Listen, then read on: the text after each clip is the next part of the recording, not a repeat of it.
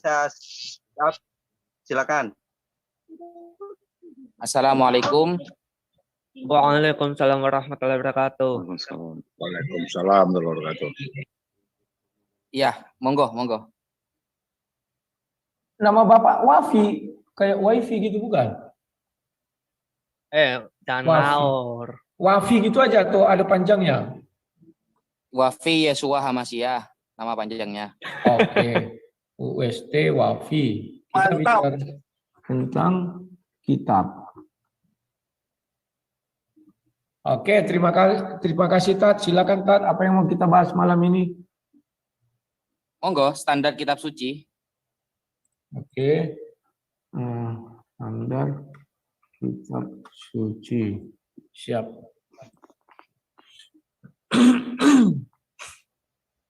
Sabar dulu Pak Ustadz ya. 2 menit.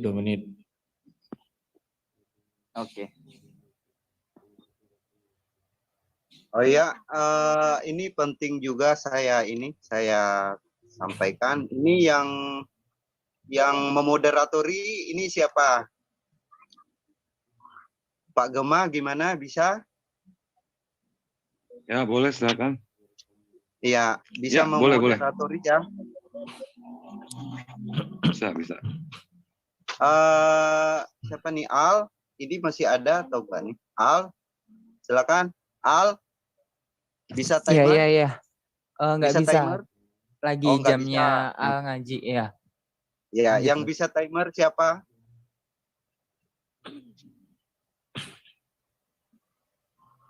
Untuk timer tolong kalau bisa. Yang bisa siapa timer? Ini kita kan ada banyak ini. Salah satunya aja, ada yang bisa? Karena saya nggak bisa masuk 2 perangkat karena wifi saya bermasalah, ini ada kabel telepon yang terputus. Ini ada pengamat debat, ada Bang Deddy, Pak ada. MDM bisa? Pak MDM bisa? Tuh, udah tuh. Oh ya. Oke. Jadi saya harapkan moderator sebijak mungkin dan seadil mungkin agar diskusi ini berjalan dengan baik ya. Mohon dilanjutkan. Siap, insyaallah, bismillah. Ya. Kita cuman ini ya berusaha memperlihatkan bahwa Muslim itu seperti ini ya. Muslim itu beradab ya, berbeda keyakinan, itu aja. Ya, terima kasih. Itu aja dari saya singkat. Silakan diambil alih moderator. Terima kasih. Assalamualaikum warahmatullahi wabarakatuh. Waalaikumsalam warahmatullahi wabarakatuh. Baiklah, malam ini kita di ruangan Mustahid MMCI, Majelis Mujahidin, yaitu Mujahidin dari MMCI ini diadakan satu diskusi diantaranya yaitu Ustadz Wafi dengan sang debater Rudy Yohanes. Insya Allah ini temanya yang akan kita angkat yaitu tentang merujuk kepada bagaimanakah untuk mengukur kesucian dari kitab suci, bukan begitu ya Ustadz Wafi? Iya, kitab suci ini standarnya sudah benar atau tidak? Oke. Mengukur standar dari kitab suci masing-masing dari agama Islam maupun dari agama Kristen. Dari 2 narasumber kita yaitu Bapak Ustadz Wafi dan Saudara debater Rudy Yohanes. Sebelumnya saya akan membuka diskusi malam ini dengan kalimat Subhanakallahumma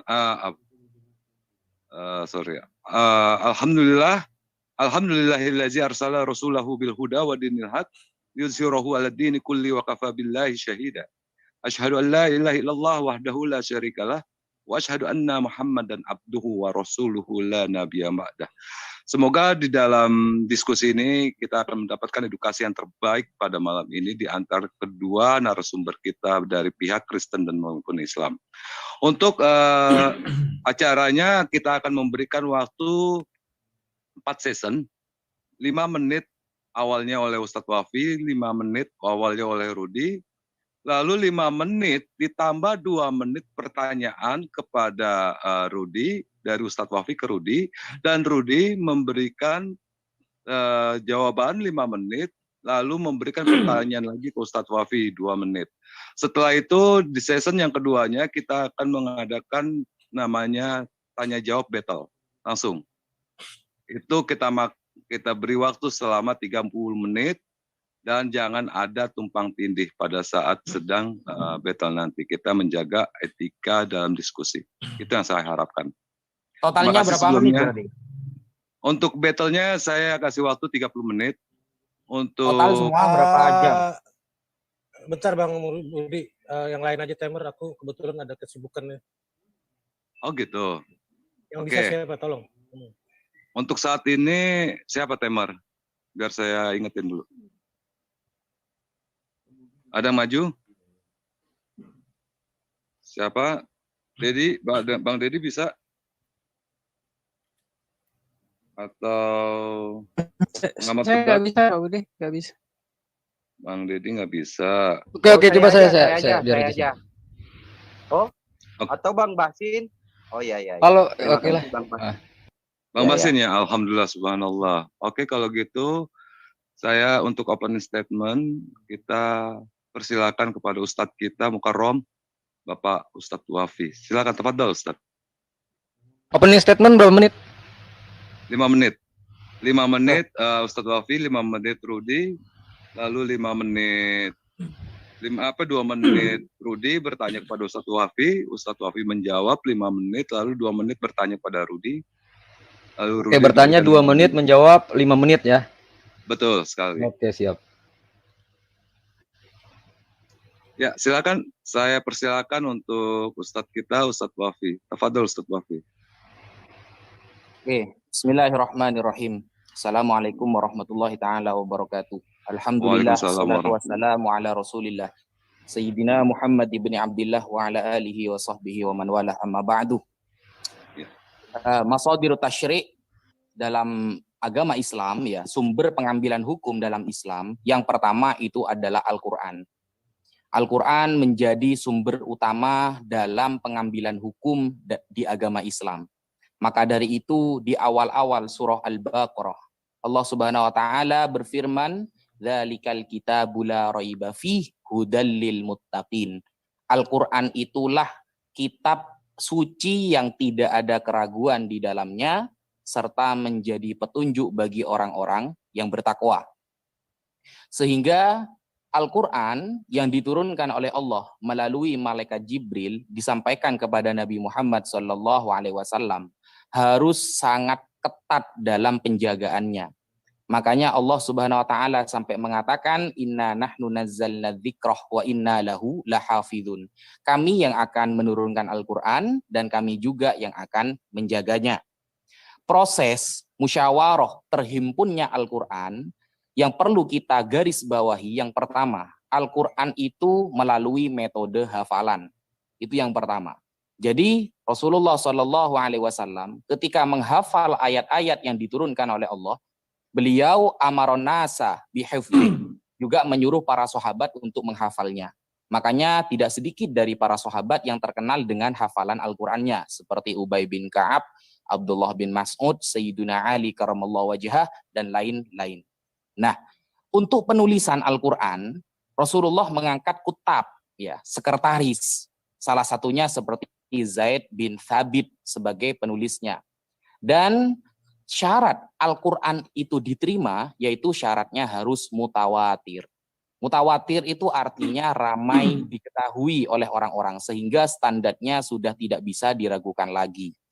Karena metodenya awalnya dengan hafalan lalu ditulis, maka sangat kuatlah penjagaan Al-Qur'an ini dan tidak bisa diotak-atik oleh pihak manapun. Sehingga ketika ada satu surat atau satu ayat yang hilang di dalam Al-Qur'an atau bertentangan di dalam Al-Qur'an, maka pasti umat Islam akan mengetahuinya. Karena tidak sedikit dari umat Islam yang menghafalnya. Kenapa kok harus dihafal? Karena menghafalkan Al-Qur'an itu adalah salah satu keutamaan di dalam agama Islam. Oleh karena itu Rasulullah SAW mengatakan, bersabda, "Man qara'al Qur'an wa huwa hafizun lahu ma'as safarati kiramil bararah." Hadis riwayat Imam Bukhari. Barang siapa yang membaca Al-Qur'an dan dia hafal, maka dia bagaikan dilindungi oleh malaikat-malaikat rahmat, sebagaimana yang disampaikan oleh Rasulullah seperti itu. Bahkan orang yang menjaga Al-Qur'an dan mengajarkannya sesuai dengan pengajaran yang benar akan mendapatkan derajat terbaik nanti di hari kiamat. Makanya Sayyidina Utsman bin Affan meriwayatkan hadis dari Rasulullah bahwa Rasulullah bersabda, "Khairukum man ta'allamal Qur'an wa 'allamahu." Paling baiknya kalian adalah orang yang belajar Al-Qur'an dan mengajarkannya. Sehingga ayat-ayat yang ada di dalam Al-Qur'an, ketika kita ragu kepada ayat tersebut, maka hukumnya bisa keluar dari Islam atau kita katakan murtad. Kenapa? Karena syarat Al-Qur'an itu harus mutawatir. Bukan hanya mutawatir, yang meriwayatkan ayat-ayat tersebut harus terjaga, muruahnya harus terjaga. Dan penjagaan seperti ini tidak ada, standar seperti ini tidak ada dalam kitab suci yang lain. Maka dari itu, kalau setingkat hadis saja ada istilah hadis sahih, ada istilah hadis hasan dan dhaif, apalagi Al-Qur'an yang menjadi rujukan utama di dalam agama Islam. Maka dari itu, semua yang disampaikan oleh Rasulullah, wa ma yantiqu 'anil hawa in huwa illa wahyu yuha, apa yang disampaikan Rasulullah dari ayat-ayat Al-Qur'an itu memang benar-benar dari Allah. Bukan buatan Nabi Muhammad SAW. Apalagi ada fitnah bahwa Al-Qur'an itu adalah syair dari Nabi Muhammad. Itu juga sudah ditentang oleh Al-Qur'an sendiri dalam surah Yasin, wa ma 'allamnahu syi'ra wa ma yanbaghi la in huwa illa dzikru wa qur'anum mubin. Kami tidak akan pernah mengajarkan syair kepada Muhammad dan tidak ada kaitannya syair dengan ayat-ayat yang ada di dalam Al-Qur'an. Al-Qur'an bukan syair, seperti itu. Apalagi kandungan. Kandungan Al-Qur'an itu mengandung i'jaz, suatu mukjizat ya, mengandung mukjizat yang ada yang menjadi mukjizat Rasulullah SAW. Makanya kita harus beriman kepada ayat-ayat yang ada di dalam Al-Qur'an, baik ayat yang muhkamat maupun ayat yang mutasyabihat. Makanya ketika kita ingin mengetahui Al-Qur'an sebenar-benarnya, para ulama sudah menyiapkan kita beberapa ilmu untuk memahaminya.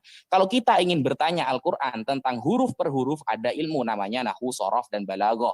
Kalau ingin kita mengetahui tentang Waktu bagaimana habis. urutan, oke. Sekian, terima kasih. Waktu habis Ustaz, terima kasih. Masih 127 Bang? Oke, lanjut untuk sang debater Rudi untuk melanjutkan pembicaraan untuk opening statement. Silakan. Oke, terima kasih. Kenapa saya mengakui bahwa Alkitab saya adalah betul-betul kitab suci dari Tuhan? Karena di dalam Bible sudah jelas-jelas ada perintah untuk menuliskan menuliskan kitab suci tersebut.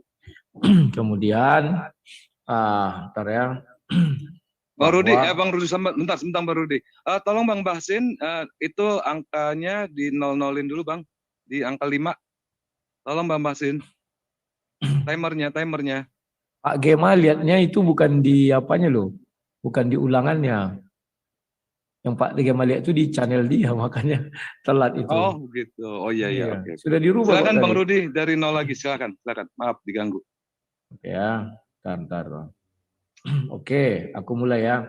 Di dalam Keluaran 34 ayat 27, berfirmanlah Tuhan kepada Musa, tuliskanlah segala firman ini. Jadi Alkitab kami itu memang diperintahkan untuk dituliskan.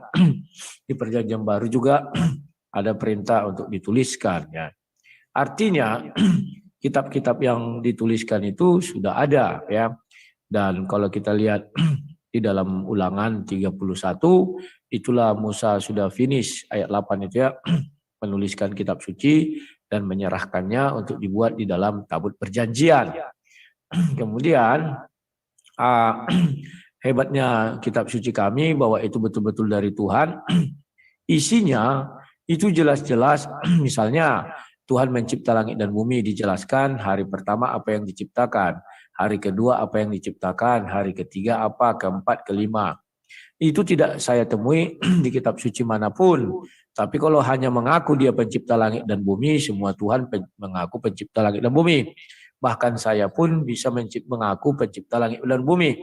Tetapi saya tidak berani mengatakan hari pertama apa yang saya ciptakan. hari kedua apa yang saya ciptakan. Saya nggak berani. Ya. Kemudian dari segi isinya, kami tidak perlu mengemis-ngemis ke kitab suci orang lain. Cukup Bible kami itu menjelaskan isinya sendiri. Ya, untuk menafsirkan isinya juga kami tidak perlu mengemis-ngemis ke kitab suci orang lain.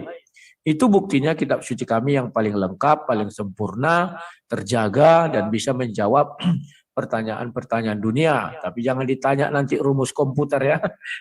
Kemudian, bahwa kitab suci kami ini tidak pernah dibakar. Jadi bahwa yang asli tulisan-tulisan lama masih ada. Dan bahwa kitab suci kami lebih dahulu ada, sudah di kanon, barulah lahir kitab suci berikutnya ya. Dan ya, kalau di kitab suci kami ada kata Taurat, ada juga kitabnya disertakan. Ada kata kitab Injil disertakan juga, ini loh kitab Injil itu. Dan kitab-kitab para nabi juga ada, Yesaya, segala macamnya. Ya, sangatlah teruk kalau ada kitab mengaku dia menurunkan Taurat Tuhannya, tetapi isi kitab Taurat nggak tahu. Tuhannya mengaku menurunkan kitab Injil, tetapi isi Injil tidak tahu. Artinya apa? Bahwa di situ ada keraguan-raguan bahwa Tuhan mereka tidaklah penurun Taurat, tidaklah penurun Injil. Nah, kalau ada katanya kitab yang jelas silsilah ya penurunan kata kalimat ke kalimat atau apa ya penyampaian ya silsilah para nabi aja nggak berani dia tuliskan. Kenapa silsilah turunnya ayat ini bisa dituliskan? Ini sangat-sangat lucu ya kawan-kawan ya. Kalau ditulis di tempat kami memang yang paling rumit itu adalah menuliskan silsilah manusianya. Di dalam Bible inilah banyak ditemukan silsilah-silsilah manusia. Kalau mengenai misalnya turun ayat segala macamnya, sebenarnya sudah dijelaskan bahwa di situ kalau saya ditanya apakah kitab sucimu itu 100% firman Tuhan, saya selalu mengatakan Bible yang saya pegang itu berisi firman Tuhan dan kisah manusia yang mengikuti. Bukan berisi firman Tuhan yang mengikuti manusia, ya. Tapi manusianya yang mengikuti firman Tuhan, bukan Tuhan yang mengikuti manusia.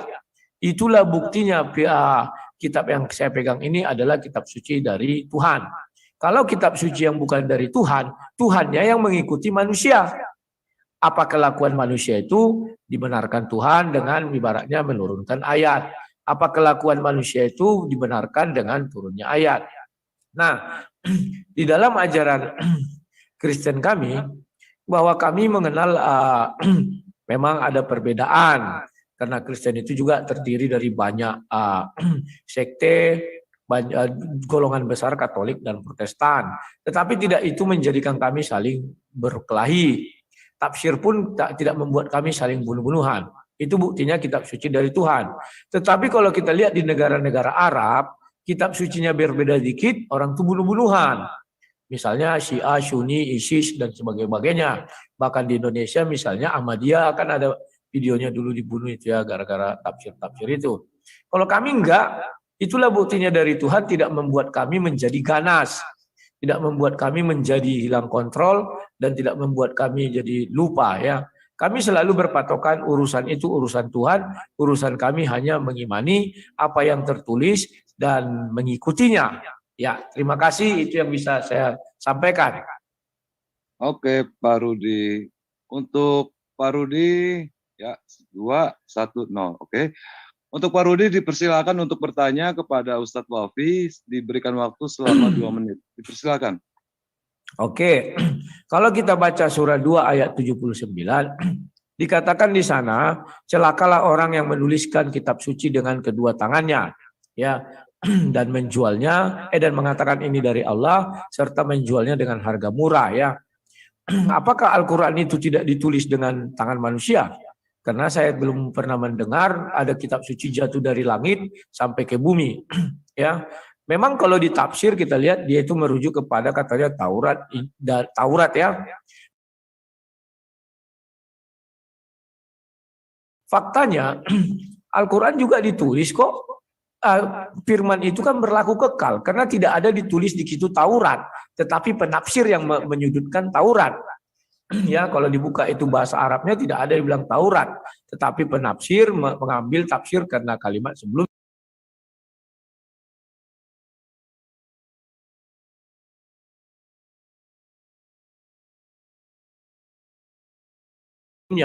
Tetapi penafsir tidak pernah melihat bahwa Al-Quran itu pun yang sekarang ini, itu bukanlah Al-Quran.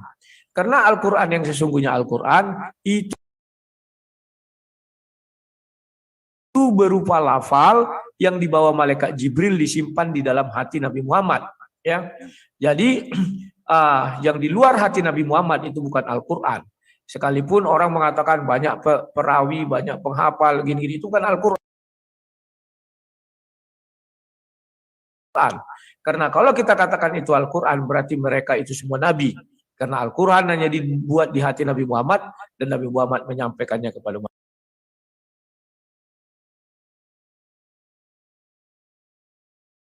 manusia. Ya. Sekarang pertanyaan saya, mengapa di dalam Al-Quran ini para penafsir selalu berkelahi menafsirkan ayatnya? Contoh, kalau kita bicara tentang ayahnya Ibrahim, Azar. Penafsir satu mengatakan bukan Azar, penafsir satu mengatakan iya Azar. Mereka berkelahi di tafsir Ibnu Katsir.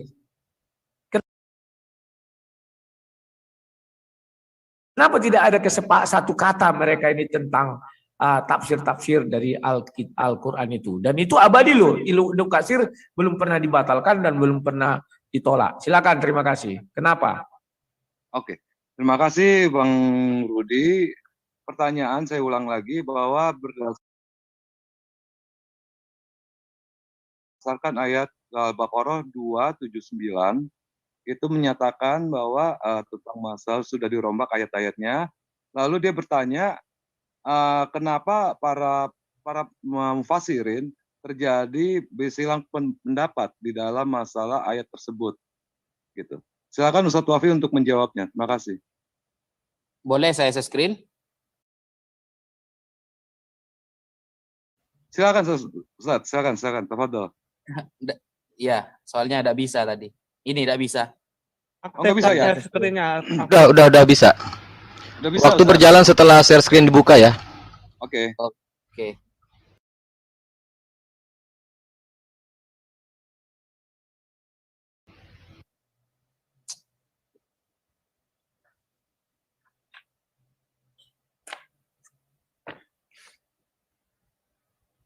Ini ya. Bismillahirrahmanirrahim. Fawailul lilladzina yaktubunal kitaba biaidihim summa yaquluna hadza min indillah liyashtaru bihi samanan qalila. Celakalah orang-orang yang menulis kitab dengan tangan-tangan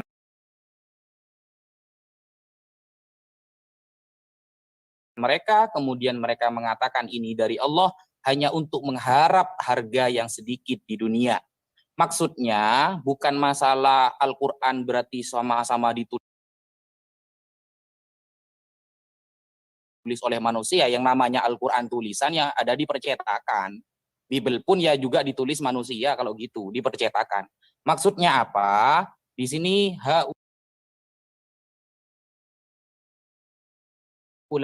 al-ayah haula sinfun akhar minal yahud, bahwa ada dari kalangan orang Yahudi wahum ad-du'an ila dhalal bizur wal kadzib 'ala Allah. Mereka mengajak orang kepada kesesatan dan mereka berani berbohong atas nama Allah. Wa akala amwalan nas bil batil.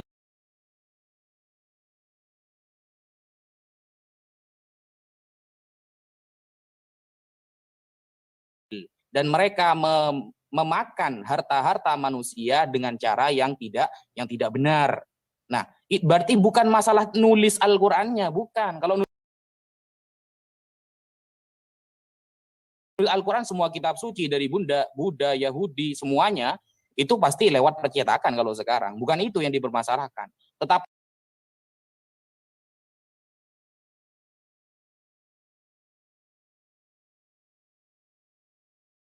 ajaran yang ada di dalam Al-Quran itu dibuat-buat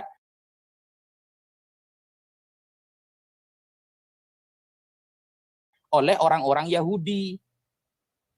Makanya itu yang tidak dibenarkan, bahwa kata Allah begini tapi kata Yahudi begitu. Itu maksudnya. Lalu masalah penafsiran tadi, kenapa kok dalam penafsiran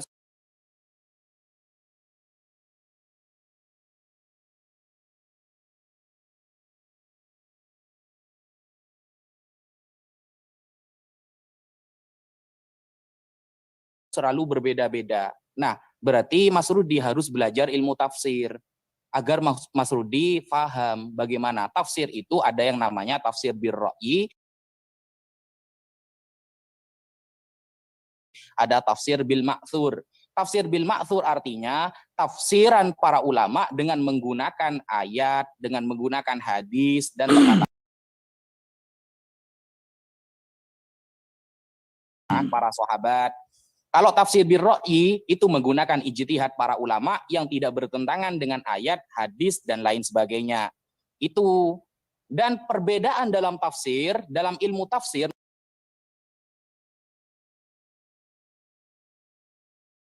manhajut tafsir itu ada dua. Ada namanya ikhtilafut tanawwu, ada namanya ikhtilafut tadad. Ikhtilafut tanawwu artinya berbeda tapi saling melengkapi. Kalau ikhtilafut tadad artinya berbeda dan saling bertentangan. Ikhtilafut tadad tidak akan pernah terjadi di dalam Al-Quran. Berbeda tapi saling bertentangan tidak akan pernah terjadi. Tapi kalau ikhtilafut tanawwu itu terjadi dalam Al-Quran. Berbeda tapi saling melengkapi. Penafsiran dari kalangan para ulama ya seperti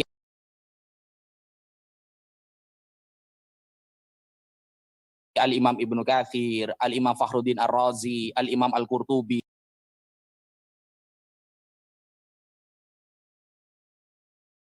Semuanya berdasarkan dalil.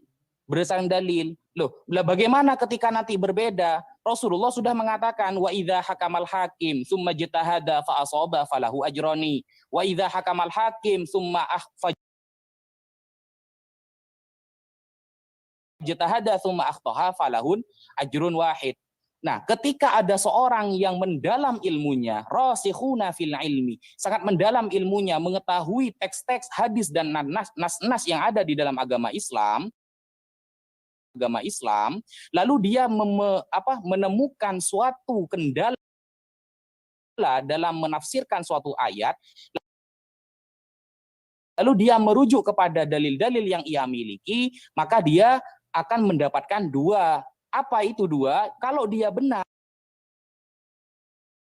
maka dia mendapatkan dua pahala. Kalau dia salah, maka dia mendapatkan satu pahala. Pada intinya, yang digarisbawahi tidak bertentangan dengan syariat yang ada pada Al-Quran dan hadis. Begitu. Nah, makanya ketika Rasulullah SAW mengutus sahabat Mu'ad bin Jabal ke Yaman, Rasulullah mengatakan, wahai Mu'ad, kalau kamu ditanyakan oleh orang awam tentang masalah hukum Islam, apa yang akan kamu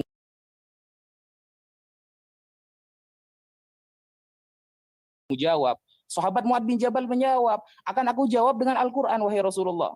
Kalau kamu tidak menemukan Al-Quran, akan aku jawab dengan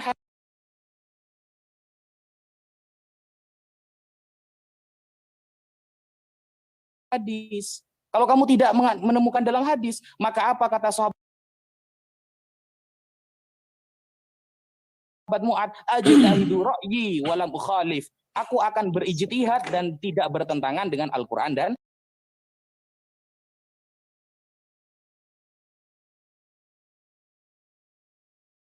dan hadis. Itu sudah disahkan oleh Rasulullah. Ketika itu sudah disahkan oleh Rasulullah, berarti itu juga sudah disahkan oleh Allah Subhanahu wa taala. Karena di dalam Al-Qur'an kata Allah, atiiullaha wa atiiur rasul, ikutilah Allah dan ikutilah Nabi Muhammad. Hal-hal yang sudah disepakati, yang sudah diiyakan dan sudah didilkan oleh Nabi Muhammad, berarti itu sudah didilkan oleh Allah Subhanahu wa taala. Karena di dalam Al-Qur'an, kullu ma atakumur rasul fakhudhuhu. Apapun yang dibawa oleh Rasul maka ambillah, dan apa yang dilarang maka jauhilah.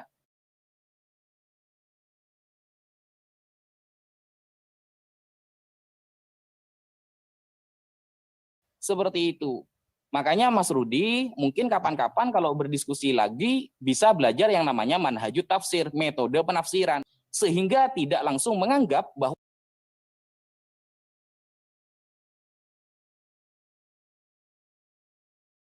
bahwa perbedaan ini adalah saling bertentangan.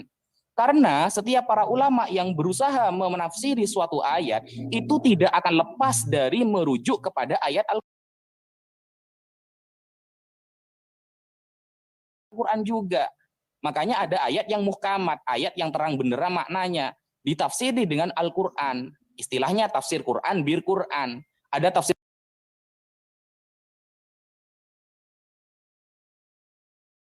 Quran bil hadis. Kenapa kok seperti itu? Subhanallah. Karena rujukan Alhamdulillah. ya, rujukan Waktunya dalam... habis, Ustadz. Oke, sekian.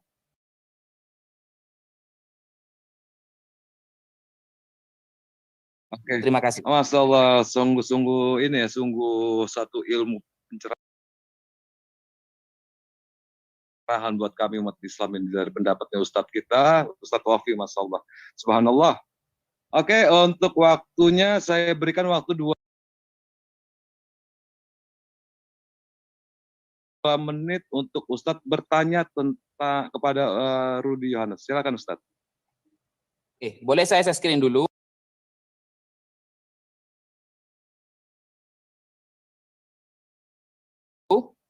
Tafadhal Ustadz, tafadhal. Hentikan dulu ya. ya. Ya, ya, Masya Allah, mantap, mantap, mantap.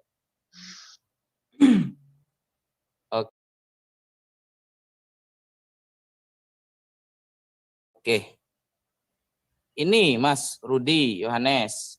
Yuk. Saya baca-baca Bible ini agak pusing saya. Ini ya.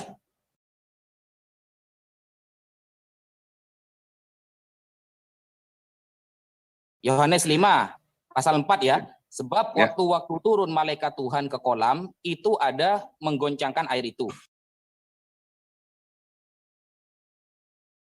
Barang siapa yang terdahulu masuk ke dalamnya, sesudah goncangan air itu menjadi sembuh, apapun juga penyakitnya. Wes. Ini ya, ini dalam Yohanes 5 pasal 4. Sekarang coba kita buka.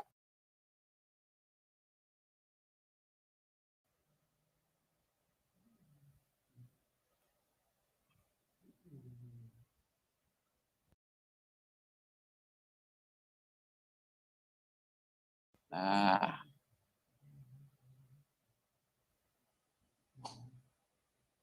kita buka di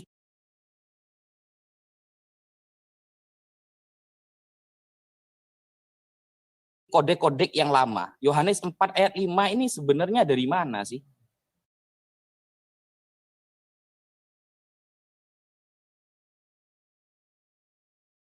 Kok apa namanya? Kok bergentayangan di LAI seperti itu maksudnya?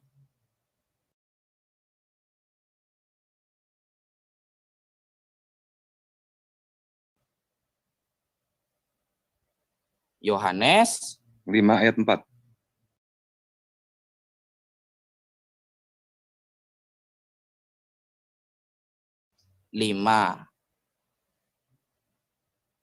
Pasal butir 4. Pasal Nah,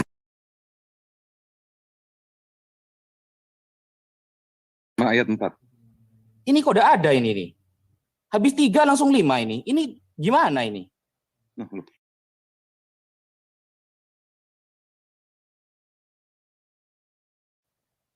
Habis 3 pasal 5 langsung 5. ayat 4, Ustaz. Iya, ini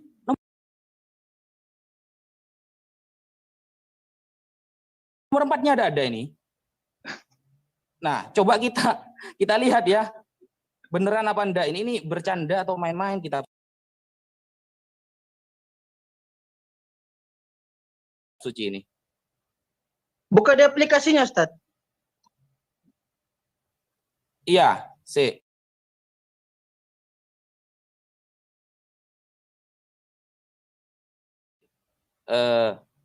Kita buka ya, anggaplah versi yang ketiga lah.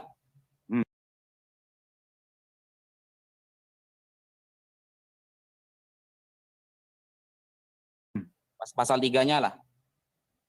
Di sini.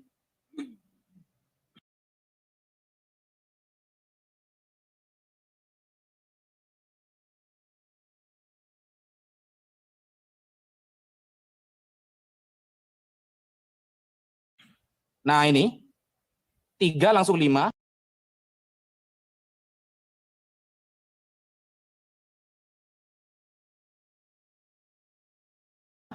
Loh ini berarti membenarkan ada ayat 4 tapi mereka tidak mengetahui dari mana asalnya.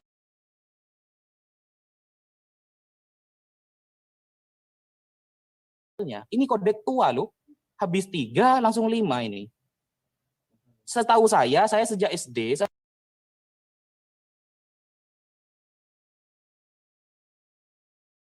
sampai SMA ya. Habis angka 3 tuh 5, 4 Mas. Ini keempatnya kemana ini? Gitu loh, itulah pertanyaan saya.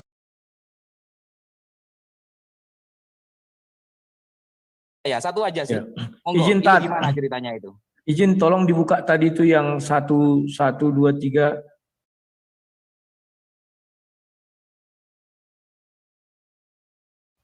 Lima, coba. Oke, Tadi yang saya pertama. screen dulu ya. Ya. Silakan Ustaz.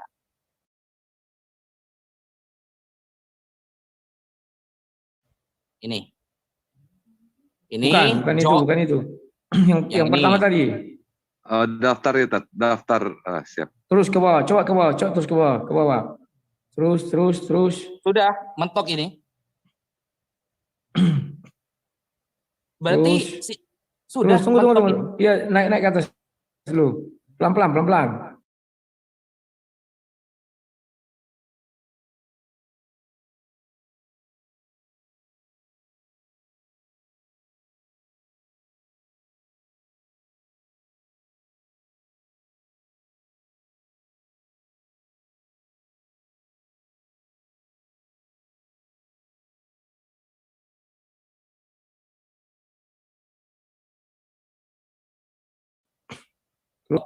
Mentok Mas. Ya.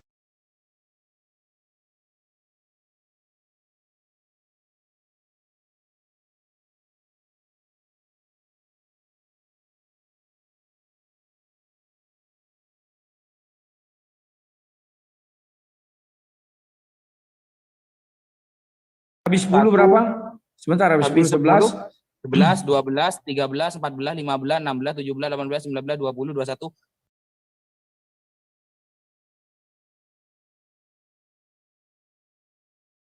Sampai ini urutannya sama Mas, 4 sampai 47. Oh. Tapi di sini angka 4-nya enggak ada, Mas. Itu dapat dari mana itu, Mas? Cuma nanya. Ini ayat atau pasal? Ayat Mas, butir ya, pasal 5 butir 4, enggak ada.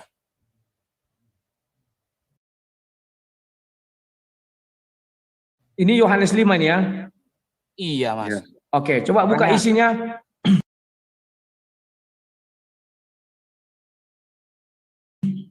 Isinya Mas ya.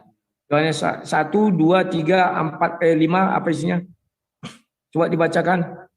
Kalau bisa diterjemahkan bahasa Indonesia ya. Kalau bisa.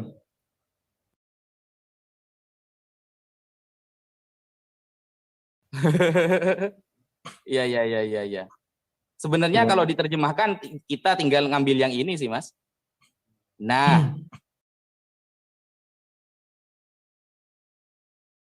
Ini. Nah, coba. Sebab sewaktu-waktu turun malaikat Tuhan ke kolam itu dan menggoncangkan air. Tiga tadi, tiga.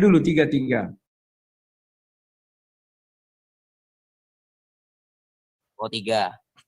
Dan di serambi-rambi itu berbaring sejumlah besar orang sakit. Nah, yang tadi kodeks itu loh. Oh, kodeks sinetikus. Kodeks sinetikus yang ketiga. Kodeks tadi apa?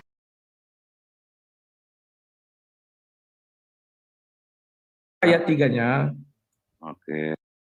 Nah ini, di tempat ini banyak orang sakit, buta, lumpuh, layu. Tetapi di sana ada seorang pria, ini langsung 5 ya, gak ada 4-nya ini. Tetapi coba. Di sana. Itu aku gak naik, coba. 3 di sana itu banyak orang, apa nih? Sakit. Terus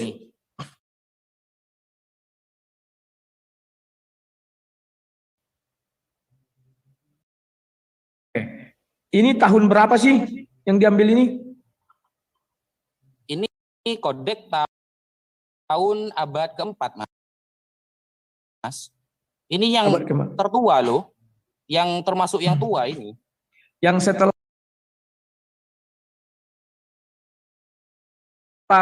setelah di kanon atau belum? Loh, ini ini disahkan oleh Bapak Pendeta bahwa ini termasuk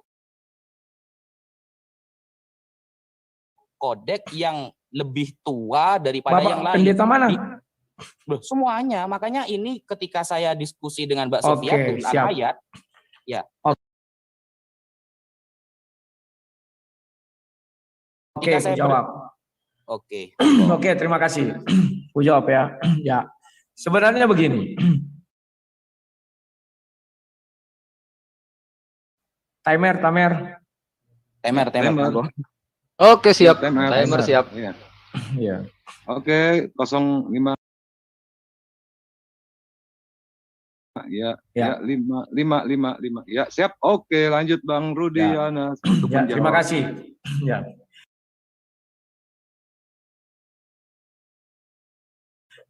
Sebenarnya kalau di dalam ajaran Kristen itu bukan hanya banyak kitab-kitab bertebaran dan bukan banyak yang ngaku-ngaku segala macam ya. Tetapi kami percaya hanya yang sudah dikanonisasi 325 itu. Itulah penutupnya. Kalau kalian mencari misalnya kitab-kitab yang belum dikanon atau yang ibaratnya keluar dari konteks yang di kanon 325, ya itu silakan saja. Saya tidak bisa melarang.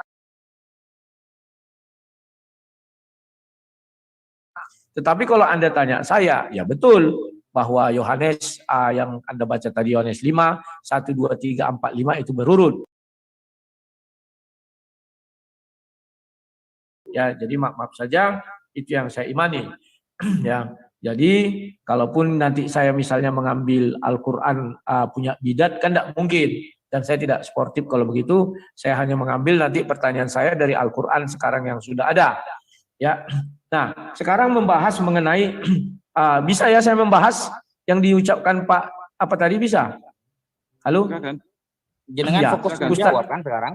Ya, Itu tahu aku bagaimana aturan tadi main. Yohanes 5 ayat 4 kenapa hilang gitu Bang Rudi? Ya, Kalau itu aja dijawab, pertanyaan saya. Jadi hanya menjawab ya. Ya, silakan. Itu aja pertanyaan saya, jawaban saya. Oh, begitu aja. Ya. Oke, kalau gitu lanjut langsung ke 2 menit untuk pertanyaan. Oke, kita riset Pak dulu. Wafi. Ya. Setelah itu kita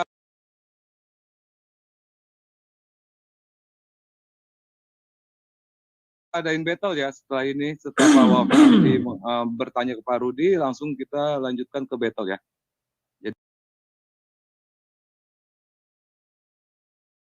Jadi 2 season Bang Rudi, 2 season Pak Wafi.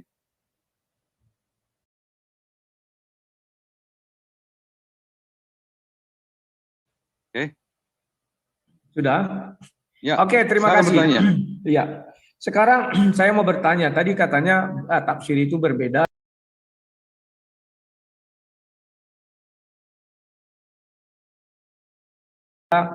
Bisa, tapi untuk saling mendukung ya. Coba kita buka surah 6 ayat 74.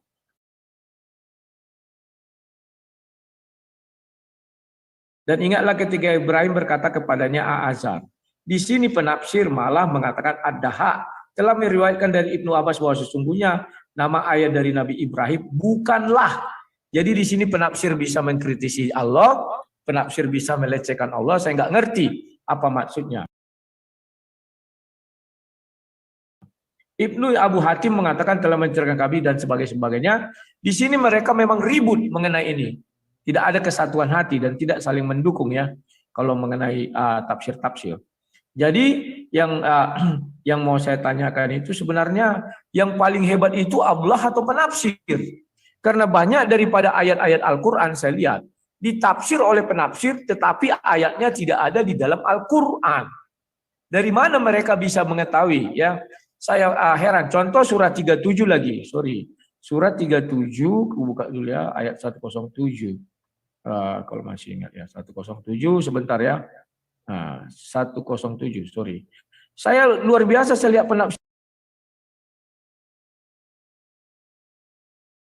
ini, dia melebihi Allah SWT sendiri. Nah ini, di sini sebentar ya, share screen dulu, udah berapa menit lagi nih.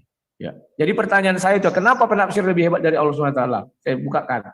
Di sini ayatnya, dan kami tebus anak itu dengan seekor sembelihan yang besar. Allah tidak bercerita apa sembelihan itu.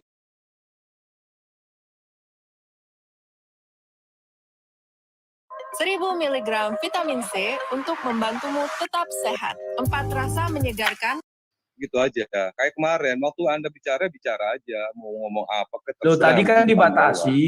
Dibilangnya nggak boleh. Dibatasi, siapa yang membatasi? Ulanglah, Anda dikasih waktu 5 Kau menit. lihat itu tadi saya bilang, apakah saya bisa menanggapi jawabanmu yang di awal? Dia bilang, Silakan. mana ada? Tadi dibilang tugasmu hanya menjawab. Oke, sudah selesai saya jawab. Jawab dan bertanya. Kan? Nggak ada bertanya setelah itu. Sudahlah, jawab aja dari Quran. Oke, silakan. Sudah dibahasin sudah. Terima kasih, silakan. Banyak yang terlewat, Bang. Sayang. Oke, saya teruskan ya Mas Rudi ya. Ya, silakan. Nah, ini contoh Mas Rudi. Ketika Al-Quran tidak menceritakan secara detail, para ulama itu tidak tinggal diem Mas Rudi. Ini saya cawang ya. Ini. Al-awwal, qala katsirun minal mutakallimin.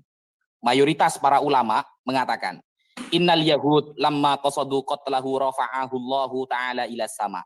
Ketika orang Yahudi ingin membunuh Nabi Isa alaihissalam, Allah mengangkatnya ke atas langit. Kan begitu. Fakhafa ru'asaul yahud min wuqu'il fitnah min awamihim. Nah, orang Yahudi tahu Nabi Isa sudah ada, maka pemimpin-pemimpin Yahudi takut terjadi fitnah dari kalangan orang-orang awam mereka. Oh, ini gimana ini, gak jadi pembunuhannya ini. Nah, akhirnya fa'akhadhu insanan wa qatalahu wa salabuhu wa labbasu 'alan nasi annahul masih. Kemudian pemimpin Yahudi ini mengambil orang laki-laki untuk digantikan akan dibunuh dan disalib pengganti Nabi Isa. Nah, wanasu makanu ya'rifunal masih illa bil ismi. Saat itu semua yang menyaksikan tidak ada yang tahu persis Nabi Isa itu seperti apa. Dia hanya tahu bahwa ada orang namanya Al-Masih. Hanya sedikit yang tahu, tidak semuanya. Kenapa? Li'annahu kana qalilul mukhalata linnas. Karena saat itu Al-Masih tidak banyak berinteraksi ke kota-kota, tidak banyak, hanya di sekitar itu saja. Wa bihadzat tariq zala su'al. Maka dari itu selesai pertanyaan. La yuqalu, tidak bisa dikatakan innan nasara yungkaluna an aslafihim annahum syahiduhu maktulan. Tidak bisa dikatakan orang Nasrani dari bapak kakek-kakeknya mereka langsung menyaksikan Isa itu dibunuh. Tidak ada itu sanadnya. Kenapa? Li'anna nakul. Para ulama mengatakan, inna tawaturon nasara yantahi ila aqwamin qalilin la yab'udu ittifaquhum 'alal ghidbi. Karena para ulama sudah mengecek, sudah bertanya kepada orang-orang Kristen, orang-orang Nasrani sendiri. Dan sanadnya hanya terputus kepada kaum yang sedikit yang mana mereka bisa jadi berbohong. Jadi para ulama kita mengecek. Sama seperti kasus nama Azhar tadi. Para ulama kita mengecek sanadnya. Siapa? Jangan lupa pertanyaannya, Tat. Tinggal 1 menit. Iya. Jadi ketika ditanyakan ini Azhar, ini namanya Torik. Jadi para ulama itu juga mengecek sanadnya sampai kemana. Toh andai kan nanti berbeda, itu tidak ada kaitannya sebenarnya dengan ayat Al-Qur'annya. Karena ayat Al-Qur'an ini coba menjelaskan ada Nabi Ibrahim, Nabi Sulaiman. Penafsiran ini masalah nama langsung itu ini berbeda. langsung Itu selesai. battle, Bang. Begitu. Bisa difaham nggih, Mas Rudi Yohanes? Oke. Begitu. Siap. Oke, untuk masalah ini selesai ya. Kita langsung ke session battle ya. Tadi kan udah satu-satu nih. Udah 2 session. Kita langsung masuk ke session battle antara Berapa Rudi menit dengan battle? Ustadz Wafi. Selama waktunya berapa ini enaknya? Untuk Ustadz Wafi dan Rudi. Jadi aku nggak menjawab. Battle itu TikTok. Enggak. Habis Wafi kan aku lagi. Enggak dong. Tapi ada Tadi melempar kan- pertanyaan nggak tadi? Tadi ngelempar pertanyaan enggak kan? Jadi kalau nggak Kamu melempar jelaskan pertanyaan Al-Quran. nggak bicara aku. Jadi lawak-lawak kan di kuliah. Enggak, begini loh bro. Tadi kan pertama kan ente. Ya. Terus Ustadz Wafi, terus ente, terus Ustadz Wafi. Jelas dua kali. Yang Nah, pertama sekarang Ustadz terakhir Wafi. Yang Terus pertama Ustadz Wafi langsung masuk ke battle. Masa Anda mau 3 kali, Ustadz Wafi baru 2 kali? Yang pertama nyambung Ustadz lagi Wafi dengan bertanya sama aku jawab. Sekarang aku bertanya tadi dijawabnya. Sekarang dia kan giliran dia bertanya, tapi lupa dia. Jadi dia bicara terus. Giliran aku lagi bicara. Oh iya, Bang Rudi, kalau saya Oke. perhatikan dari awal tidak ada menit untuk sanggahan. Jadi kita dari awal memang nggak ada sanggahan, berarti langsung ke battle aja. Ke battle. Awal pertanyaan gitu, Bang. Bertanya Oh, jawab, saya bertanya harus jawab aja bertanya kalau saya itu. Nggak perhatikan. bisa ku jelaskan Bibleku misalnya biar lebih puas dia. Kenapa ini begini? Enakan di langsung di battle aja, Bang. Iya, Di betul. battle itu kita bisa Oke lah. selama 30 menit. Kalau begini kan kita Silakan. agak yang satu sisi Anda nggak boleh menyatakan ini. Kalau battle silakan Anda mengungkapkan apapun asal masih ada di etika diskusi. Siap. Saya yang nentuin semuanya. Terima kasih. Untuk itu semua netizen saudara yang ada di Zoom ini kita akan memasuki session battle. Dan kalau bisa dipersiapkan pulpen buku untuk mencatat semua apa yang diungkapkan oleh dua narasumber kita. Tafadhol, Bang Rudi dan Ustadz Wafi. Silakan. Ya, silakan. Saya dulu, Mas Rudi. Boleh, silakan. Siapa aja ya? Saya ingin bertanya, Mas Rudi, tentang kita jangan keluar tema ya. Penulisan Samuel dan Tawarikh. Monggo dijelaskan dulu. Bagaimana penulisan Samuel dan Tawarikh itu? Tafadhol. Oke, terima kasih. Bahwa Samuel dan Tawarikh adalah dua orang yang berbeda. Jadi itu mengandung namanya sudut pandang. Yang tidak boleh itu satu orang menulis dua hal yang bertolak belakang. Nah, itu nggak bisa. Tapi kalau dua orang yang menulis hal yang berbeda, mungkin dia memandang dari perspektif lain. Contoh, ketika Samuel mengatakan pasukan Daud itu ada pasukan keretanya, pasukan berkudanya 7.000. Sementara di dalam Tawarikh dikatakan, saya agak lupa ayatnya, tapi agak saya jelaskannya 7.000, di Tawarikh dikatakan 1.500, itu kan berbeda menyolok. Tetapi setelah kita teliti, di Samuel dikatakan 7.000 itu menyangkut kepalanya, orang-orang yang masuk dalam pasukan kuda. Sementara di Tawarikh itu persatu kesatuan. Contoh, kalau zaman sekarang kita melihat pasukan tank, satu tank isinya kan bisa jadi 3 orang. Nah, si Samuel menceritakan kita selalu melakukan pekerjaan kita sepenuh hati. Katakan 3 orang pasukan tank. Kalau Tawarikh mengatakan 1 orang, karena satu tank itu dia lihat hanya satu tanknya, tidak lihat isi di dalam orangnya. Nah, itu kira-kira yang bisa saya gambarkan. Silakan. Atau aku bisa bertanya langsung atau gimana? Enggak, tadi kan jenengan belum nunjukkan rujukannya. Bahwa penulisan Tawarikh dan Samuel seperti yang Anda katakan itu Anda merujuk di mana, kan biar ada asumsi seperti itu. Loh, Mungkin kan apa sudah yang jelas. mungkin apa yang harus saya baca, ini loh rujukannya penulisan Tawarikh dan Ya. Samuel. Ya, Kamu- kalau gitu kan enak. Ya. Kalau cuma dari pemikiran jenengan kan siapa saja bisa berpikir seperti itu, gampang sekali kan. Ya, tinggal dibaca aja apakah penulis Tawarikh itu adalah Samuel. Kan gampang. Artinya 2 orang yang berbeda, maka mereka memiliki 2. Sorry, siapa yang ketawa? Enggak, monggo terus. Ya, kita kalau Monggo, bisa terus, punya terus. adab lah. Kita punya Jangan yang ketawa adab, di sini. kita ingin mengedukasi orang. Ketika kalian bicara, aku tak ada ketawa. Monggo, Selu siap, aja siap. lah, nggak usah gusar sekali ya. Udah, stop. Udah, yang lainnya tolong di-mute. Oke, Ya. lanjut. Ya, jadi kalau orang yang sama, ya bisa kamu minta rujukan. Tapi kalau orangnya berbeda, apakah Tawarikh itu adalah Samuel? Kan tidak. Jadi ada hal yang sama terjadi, perbedaan sudut pandang penulisan. Nah, sekarang aku bertanya ya, ketika kamu mengatakan di Allah SWT itu ada memerintahkan, ada nggak memerintahkan penulisan Al-Quran? Coba terangkan kepada kami. Silakan. Oke, saya jawab ya. Ya. Kalau jenengan mencari ya di ayat Al-Qur'an dari Al-Fatihah sampai An-Nas, memang nggak ada anjuran untuk menulis, nggak ada memang. Tapi yang menyuruh menulis itu adalah Rasulullah SAW. Nah, karena yang menyuruh Rasulullah itu berarti dibenarkan juga oleh Allah. Kenapa? Karena di dalam Al-Quran, kullu ma atakumur rasul fakhudhuhu, kata Allah. Apapun yang dibawa, yang diperintahkan, dan yang diucapkan oleh Rasulullah, maka taatilah, ambillah. Nah, ketika Rasulullah nyuruh nulis, ya sudah, berarti itu juga dari Allah.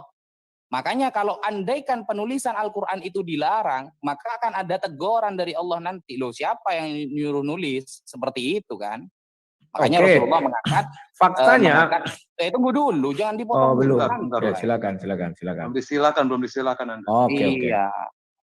Nah, saya kan ada rujukan, beda dengan Mas Rudi barusan. Penulisan Samuel dan Tawarikh jenengan hanya dari pikiran sendiri, tidak ada buku atau referensi yang Anda tunjukkan sama sekali bahwa menurut pendeta Profesor Unsinyur ini bahwa penulisan Tawarikh begini, penulisan Samuel begini, kan tidak ada dari tadi. Kalau cuma seperti itu, maka bagaimana orang Kristen bisa mengetahui mana sebenarnya kejadian yang benar?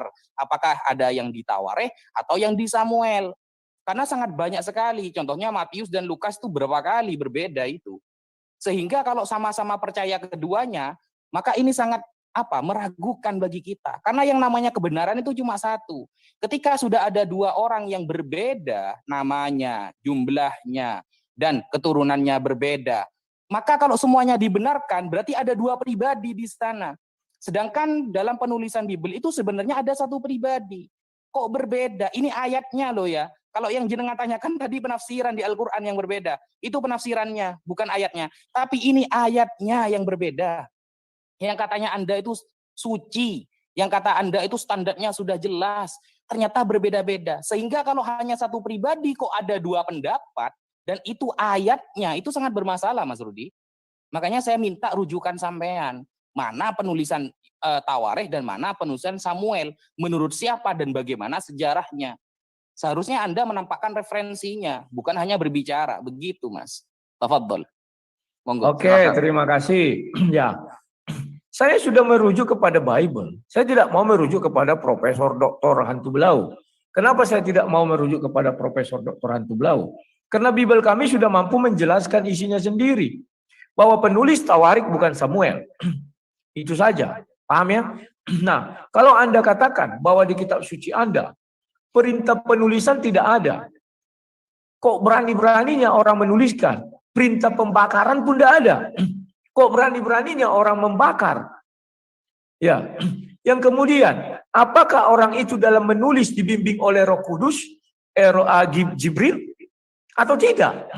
Karena setelah Nabi wafat, barulah itu dibukukan. Bukan zaman Nabi masih hidup, jadi Al-Quran seperti Al-Quran yang kita baca sekarang.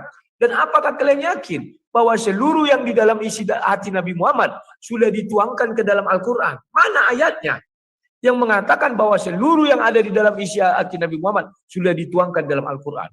Kemudian, siapa bilang di dalam Al-Quran sendiri tidak terdapat ayat-ayat yang kalau menurut kita baca dari bahasa Indonesianya bertentangan? Tapi saya tidak mau membahas itu.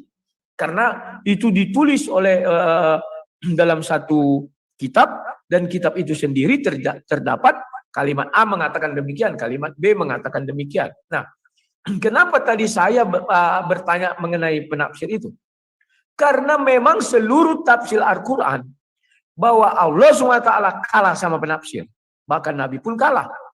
Bahkan yang kamu baca tadi mengenai Nabi Isa, coba buka tafsir Ibnu Katsir. Yang mau menyalibkan itu adalah Raja Damaskus.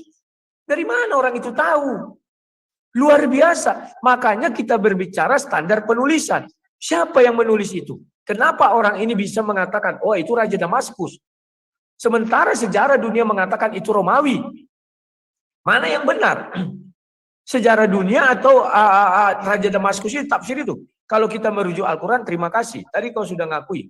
Pernyataanmu sama dengan pernyataan doktor dari Malaysia, PhD. Dia bilang bahwa Al-Quran berisi kalam Allah yang disempurnakan, yang didetailkan oleh hadis. Jadi Nabi Muhammad menyempurnakan isi Al-Quran. Itu kata orang Malaysia itu. Kamu juga tadi mengatakan, kalau tidak ada di Al-Quran, ada di hadis. Artinya apa? Al-Quran itu tidak sesempurna hadis. Hadislah yang lebih sempurna. Karena di dalam hadis terdapat Al-Quran. Sementara di dalam Al-Quran tidak terdapat hadis. Kan itu. Silakan kalau mau disanggah, mau dijawab, silakan. Ya. Silakan Ustaz Taufik. Bismillahirrahmanirrahim. Masalah Kalau ketika Rasulullah sudah wafat, apakah sudah yakin bahwa yang ditulis, yang dikumpulkan itu sudah tertuang semua dari Rasulullah? Ya sudah yakin lah, bukan ayatnya ada kok. Contohnya kita buka di surah Al-Maidah ayat 67. Allah Subhanahu wa taala berfirman, "Ya ayyuhar rasulu balligh ma unzila ilaika mir rabbik." Wahai Rasul, wahai Nabi Muhammad, balligh, sampaikanlah ma unzila ilaika mir rabbik, apa yang diturunkan kepada kamu dari Allah. Wa illam taf'al fama ballaghta risalatah. Kalau satu saja tidak kamu sampaikan, berarti kamu sama dengan tidak menyampaikan sama sekali. Berarti selama Rasulullah hidup semuanya sudah dituangkan oleh Rasulullah sallallahu alaihi wasallam. Wallahu ya'simuka minan nas. Allah akan menjagamu dari kejahatan manusia. Innallaha la yahdil qaumal kafirin. Sesungguhnya Allah tidak akan memberi hidayah, petunjuk kepada orang-orang yang menentang Nabi Muhammad sallallahu alaihi wasallam. Jadi ayat surah Al-Maidah 67 menjawab pertanyaan Mas Rudi Yohanes bahwa bagaimana ketika Rasulullah sudah wafat, apakah yang dikumpulkan Al-Quran itu memang benar-benar sudah tertuang semua apa yang ada pada Nabi Muhammad? Surah Al-Maidah 67 sudah menjawabnya bahwa wa illam taf'al fama ballaghta risalatah. Kalau satu saja tidak kamu sampaikan Muhammad selama kamu hidup, maka kamu sama dengan tidak menyampaikannya sama sekali. Itu yang pertama. Kemudian yang kedua, kemudian bagaimana ketika hadis ini menjelaskan dengan Al-Quran, berarti lebih lengkap hadis daripada Al-Quran. Loh, di Al-Quran sudah dijawab Mas Rodi. Ya. Surah An-Nahl ayat 44. Allah Subhanahu wa taala berfirman, "Wa anzalna ilaika dzikra litubayyina linnas." Dan Allah menurunkan Al-Quran litubayyina linnas, untuk menjelaskan kepada manusia manuzila ilaihim, apa yang diturunkan kepada kamu Muhammad, untuk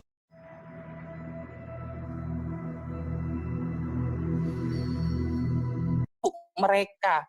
Ini menjelaskan, surah An-Nahl ayat 44 menjelaskan bahwa tugas hadis, udhifatul hadis ya, tugasnya hadis itu menjelaskan apa yang nuzila ilaihim, Al-Quran yang diturunkan kepada umat. Jadi tugasnya hadis itu menjelaskan ayatnya. Kenapa? Karena kita langsung ngambil ayat Al-Quran, jelas kita tidak akan paham. Kenapa? Karena hanya Rasulullah yang memahami apa maksud dari ayat tersebut. Makanya Rasulullah jelaskan, anzalna ilaika dzikra, dijelaskan oleh Rasulullah, tujuannya litubayyina linnas, untuk menjelaskan kepada manusia manuzila ilaihim, apa yang ada di dalam Al-Quran untuk mereka. Begitu. Jadi bukan berarti Al-Quran hadis lebih lengkap daripada Al-Quran, tidak. Tugasnya hadis menjelaskan apa yang ada di Al-Quran, karena Al-Quran itu simpel, padat. Siapa yang bisa menjelaskan? Ahlinya. Makanya di surah Al-Anbiya ayat 7, fas'alu ahla dzikri in kuntum la ta'lamun. Bertanyalah kepada ahlu dzikri. Az-zikri maksudnya Al-Quran, kepada orang yang ahli Al-Quran kalau kamu tidak paham. Bukan buka terjemahan, apalagi tafsiran yang berbentuk terjemahan. Jadi Al-Quran tidak pernah menganjurkan kita untuk buka terjemahan kalau kita tidak tahu. Tapi bertanyalah kepada yang ahli Al-Quran. Seperti itu. Gitu Mas Rudi. Ya, sekarang tolong dibuka surah 19 ayat 56. Surah 19 ayat 56. Maryam 56, Ustaz. Oke. Ya. Monggo Mas Rudi. Di situ dijelaskan, ceritakanlah wahai Nabi Muhammad, katanya kan, kisah Nabi Idris. Sampai botak kepalaku mencari dalam Al-Quran, yang terdapat di dalam Al-Quran, katanya. Saya tak temukan kisah Nabi Idris tuh. Sementara kamu tadi berkata bahwa seluruh yang ada di dalam hati Nabi Muhammad sudah dituliskan di dalam Al-Quran. Kisah Nabi Idris tidak ada. Malah kisah Nabi Idris lebih lengkap di Wikipedia. Apakah Nabi Muhammad bercerita kepada Wikipedia? Mohon jangan ketawa. Terus. Lanjut Mas Rodi. Ya, slow lah. Aduh, kalian ini aku tidak pernah ketawa dan aku diam aja ya. Slow lah, nggak pala seperti itu kali kita. Ya, silakan kalian cari. Mau kemana kalian mencari? Yang kemudian, tolong dibuka surah 19 ayat 16. Sudah? Monggo. Nah, di surah 19 ayat 16, surah Maryam, jelas di situ dikatakan apa? Dan ceritakanlah Muhammad kisah Maryam di dalam kitab Al-Quran, yaitu ketika dia mengasingkan diri dari keluarganya ke suatu tempat sebelah timur, Baitul Maqdis. Artinya, kisah Maryam ini tidak terdapat di kitab lain, hanya terdapat di Al-Quran. Artinya Maryam ini betul tidak hidup di zaman Nabi Isa atau di zaman abad 1. Tetapi tertulis semuanya mulai dari Al-Quran itu turun, yakni tahun 610. Itulah mulai ada kisah Maryam ini. Karena tidak ada dibilang di kitab Injil, nggak ada. Tapi hanya terdapat di kitab Al-Quran. Ini sangat-sangat penting. Kenapa saya katakan sangat-sangat penting? Artinya kisah Maryam ini, seperti yang kamu katakan tadi, cerita-cerita dari orang jauh Israelian. Saya nggak ngerti kenapa cerita-cerita Israelian masuk ke dalam kitab suci. Cerita-cerita tentang orang yang 7 orang yang tertidur itu 300 tahun masuk ke dalam kitab suci. Ya, saya nggak ngerti. Sesudah itu, kenapa penafsir itu bisa menafsir? Saya bilang ada gunanya agar kita melihat benar nggak Al-Quran ini sudah 100% dari hati Nabi Muhammad. Ternyata tidak. Kenapa? Kamu tadi menafsir surah 4157. Membuka surah 4157. Tidak satu ayat pun terdapat di Quran mengenai sejarahnya itu. Al-Quran hanya menjelaskan bahwa Nabi Isa tidak disalib, tidak yang diserupakan ketika malam. Tetapi tafsir bisa menjelaskan datang orang ke Damaskus, baru diperintahkan, baru mereka dikepung di rumah, baru Nabi Isa meminta siapa dari Hawarian, ada anak muda, baru ditangkap langsung disalib malam itu. Dari mana mereka tahu? Di hadis pun ku cari gak dapat aku. Luar biasa. Masa penafsir lebih paham daripada Allah SWT? Allah SWT tidak pernah berfirman tentang itu sedikit pun mengenai Damaskus dan lain-lain ya. Banyak lagi tafsir-tafsir. Contoh tadi yang ku kasih itu mengenai kambing itu. Kambing yang dikorbankan itu ya. Itu di sorga katanya. Dipelihara 40 tahun. Dari mana? Belum lagi kalau kita merujuk kepada hadis, kamu bilang hadis itu apa yang dijelaskan. Itu sama saja kita mengatakan bahwa ada ucapan Allah yang belum dituangkan oleh Nabi Muhammad, terdapatlah di hadis. Contoh, ketika Isra Mi'raj, itu kan tidak ada ucapan mengenai apa namanya itu tawar-menawar sholat itu di dalam Al-Quran. Banyak lagi mengenai firman Allah yang ada di dalam hadis, tidak ada di dalam Al-Quran. Artinya apa? Hadis lebih sempurna daripada Al-Quran. Itu seperti yang dikatakan oleh Bapak Profesor Doktor dari Malaysia itu. Waktu itu saya di SDM. Al-Quran berisi kalamullah yang didetailkan atau disempurnakan oleh hadis. Jadi tolong dijelaskanlah. Silakan. Silakan Ustaz Wafi. Bismillahirrahmanirrahim. Jadi saya kan sudah katakan dari pertama, Al-Quran itu kalimatnya simpel dan padat. Yang memahaminya adalah Rasulullah SAW. Ketika Rasulullah disuruh oleh Allah untuk menceritakan bagaimana Nabi Idris wa kana siddiqon nabiyya. Ayo Muhammad ceritakan kepada umatmu bahwa Idris ini adalah seorang nabi dan beliau adalah nabi yang dapat dipercaya, yang siddiq, yang jujur. Lalu diceritakanlah oleh Nabi Muhammad SAW karena Al-Quran ini bukan kitab sejarah. Al-Quran bukan kitab sejarah. Makanya di dalam Al-Quran bahwa Al-Quran ini adalah Al-Quran yang sempurna ya, yufassilu bainal ayat, yang katanya menjelaskan antar ayat. Yang bisa menjelaskan itu Nabi Muhammad, orang yang sudah ada di bidangnya, begitu. Sehingga kalau cerita-cerita pada intinya ya, cerita-cerita tentang Israiliyah diceritakan hanya dengan simpel oleh Allah Subhanahu wa taala karena Al-Qur'an ini bukan memuat cerita sejarah. Bukan. Makanya ketika jenengan mengatakan bahwa Bible itu sudah lengkap, oh tidak, sama sekali tidak lengkap. Buktinya keturunan Yesus, ya Yesus sendiri keturunannya sampai ke Nabi Adam tidak disebutkan dalam Bible, kan begitu. Dan Yesus ini sebagai Tuhan bagaimana saja ayatnya saling bertentangan. Nah, maka saya bisa balik bertanya sekarang, ini kan sesi battle.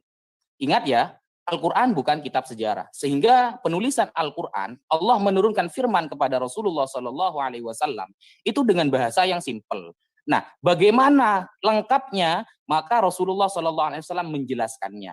Loh, lalu berarti hadis lebih lengkap dong daripada Al-Quran? Bukan seperti itu pemikirannya.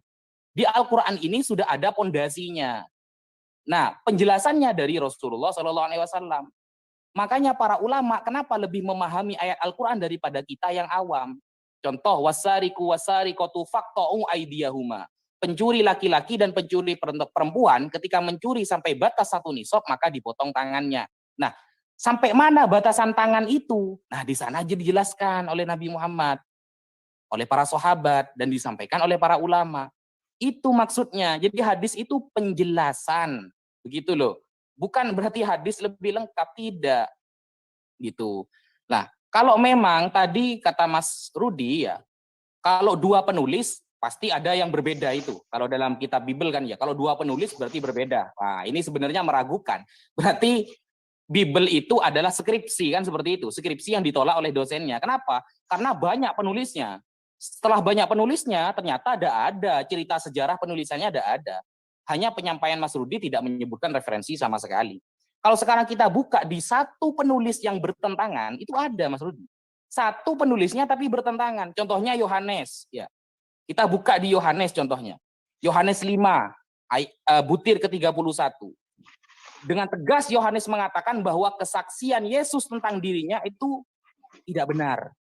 Tapi Yohanes dalam Yohanes pasal 8, butir ke-14, mengatakan kalau kesaksian Yesus itu benar.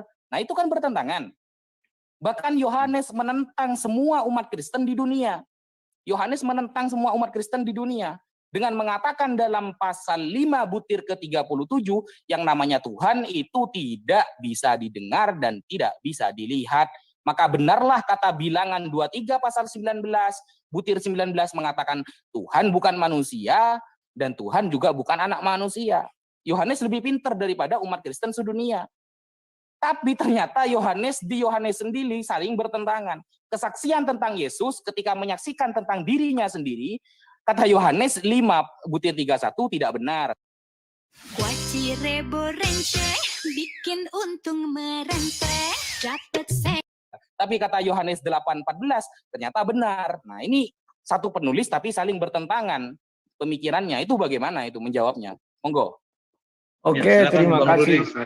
Ya. Saya mulai dari Yohanes 5 ayat 31 ya, saya share screen aja dulu. Itu nggak bisa saya share screen loh. Alat Bisa bentar. Oke, silakan. Bentar ya, ini ada iklan terus. Tempat siapa nih? Ya, saya share screen ini. Oke. Kalau aku bersaksi tentang diriku sendiri, maka kesaksianku itu tidak benar, ya. Kalian melihat di sini ayat ini bicara tentang apa? Aku tidak dapat berbuat apa-apa dari diriku sendiri.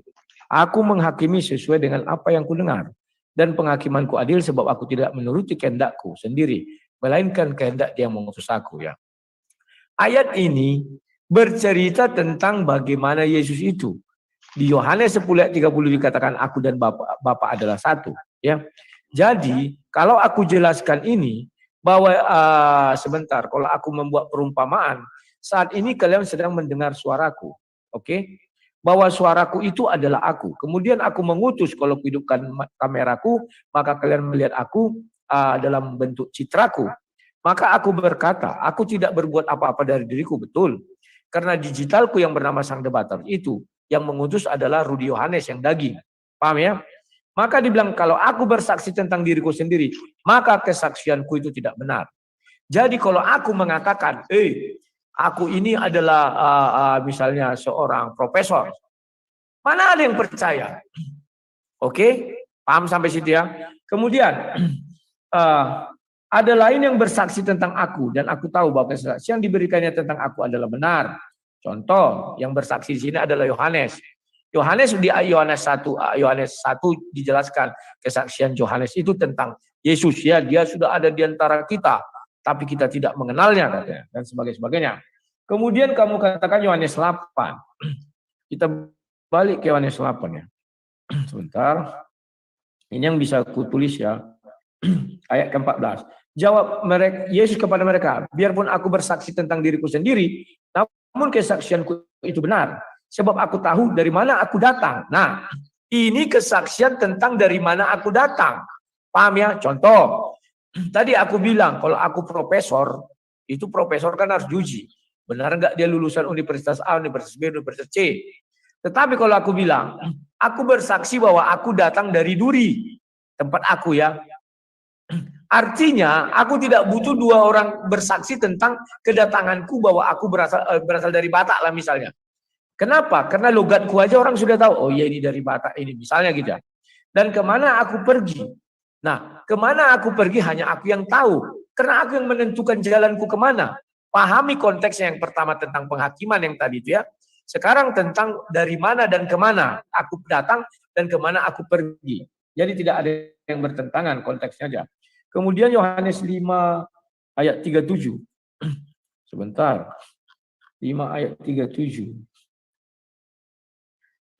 Bapa yang mengutus aku, dia yang bersaksi tentang aku. Kamu tidak pernah mendengar suaranya, rupanya pun tidak pernah kamu lihat. Betul. Saat itu Yesus sedang berbicara depan orang banyak. Saat itu Yesus sedang berbicara di hadapan orang pada tahun abad ke-1.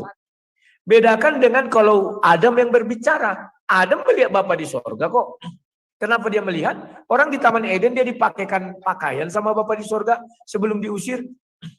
Jadi kalimat ini tidak bisa dipukul rata. Seluruh manusia tidak ada melihat Tuhan. Oh, tidak begitu. Ya. Nah, mendengar suaranya pun tidak pernah kamu lihat. Kan kamu katanya. Kalimat kamu di sini merujuk kepada orang-orang yang ada di situ. Tetapi si Musa pernah mendengar suara Tuhan. Abraham pun pernah mendengar suara Tuhan. Elia pun pernah mendengar suara Tuhan. Bahkan orang-orang ketika Yesus dibaptis pun pernah mendengar suara Tuhan. Tetapi saat Yesus berada di tengah-tengah orang ini tidak pernah mendengar suara Tuhan. Kemudian kita masuk ke Bilangan 23. Sebentar. Bilangan 23 ayat 19. 23 ayatnya yang ke-19. Nah ini. Allah bukanlah manusia sehingga ia berdusta. Betul. Allah itu tidak seperti manusia sehingga dia berdusta. Allah tidak pernah berdusta. Itu maksudnya. Dia bukan anak manusia yang bisa berdusta. Kalian memonggal ayatnya menjadi Allah bukan manusia. Wah, berarti Yesus itu bukan Tuhan sehingga dia berdusta. Bukan anak manusia. Bukan begitu kalimat ini. Allah bukan manusia sehingga dia berdusta. Bahwa Tuhan tidak pernah berdusta. Bukan anak manusia dia. Jadi yang berdusta itu hanyalah anak manusia. Semoga kalian paham. Oke? Nah, sekarang kamu tadi menjelaskan stop. Kok nggak bisa? Oh ya, stop. Sekarang saya buka dulu ini kisah. Kamu bilang Al-Quran bukan kisah sejarah. Siapa bilang? Di dalam Al-Quran ada itu sejarah.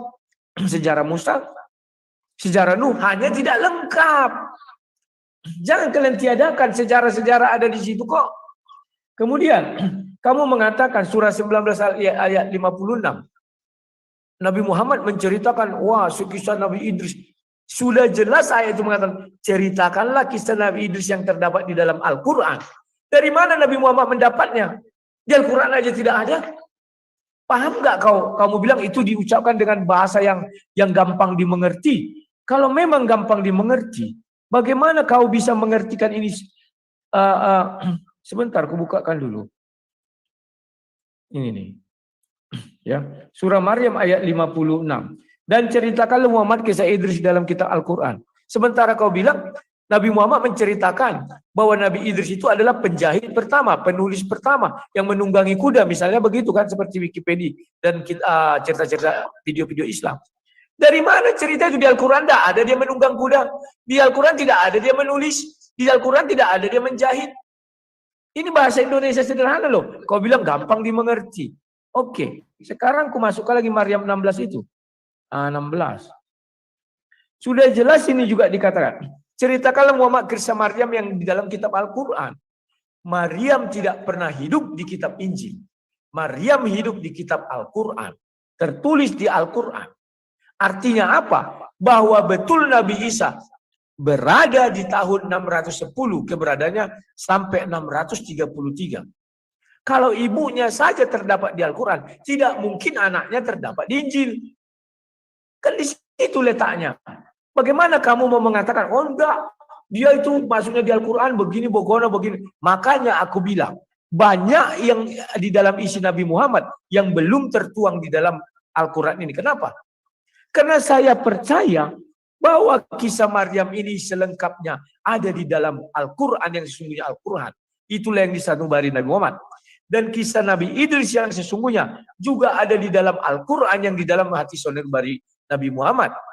Bukan di Al-Quran yang kamu pegang sekarang.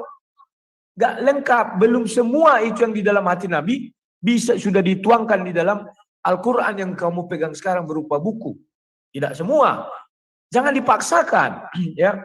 Kemudian, kamu tadi mengatakan bahwa Al-Quran itu, kalau tidak ada di Al-Quran misalnya kan, orang sulit mengerti, maka dijelaskan di hadis. Hadis datangnya belakangan. Mungkin ratusan tahun kemudian, kenapa hadis datangnya tidak berbarengan dengan Al-Quran? Orang ditulisnya Al-Quran juga berapa ratus tahun setelah Nabi wafat misalnya. Ya berbarengan aja hadis. Dan hebatnya hadis ini, kalau kita lihat di dalam berbagai hadis, memang hadis lebih lengkap ayat Al-Quran, firman Tuhannya. Apa yang tidak terdapat di dalam Al-Quran, firman Tuhan, ada di hadis. Itu nggak bisa kalian sangkal. Artinya yang di dalam Al-Quran belum lengkap. Kecuali kalian keluarkan semua firman Tuhan yang di dalam hadis, pindahkan ke Al-Quran itu baru itu lengkap. Terima kasih, silakan. Ya, silakan Ustaz Wafi. Oke, Tinggal bismillahirrahmanirrahim. Bisa saya screen ya? Tentang surah Maryam, bahwa Rasulullah Shallallahu Alaihi Wasallam disuruh menceritakan tentang Maryam. Nah, kan ini ayatnya. Wadhkur fil kitabi Maryam idzin tabadat min ahliha makanan syarqiyya. Ceritakanlah wahai Muhammad tentang kisah Maryam dan keluarganya ya, ketika mereka berpindah tempat, ketika itu berada di Baitul Maqdis ya, di Baitul Muqaddas.